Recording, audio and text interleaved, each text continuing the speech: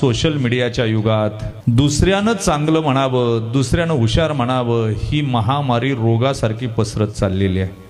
आजची तरुण पिढी स्वतःची किंमत कशी ठरवते माहिती आहे?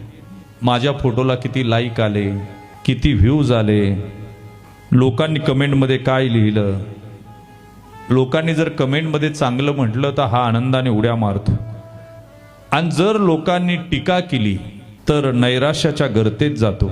याच्यावरून तुमच्या लक्षात येईल आपल्या आनंदाचा रिमोट जगाच्या ताब्यात लोकांनी दिलेला आहे, आणि विशेषतः तरुण पिढीने दिलेला आहे। असं वागणं म्हणजे कस्तुरी मृगासारखं आहे।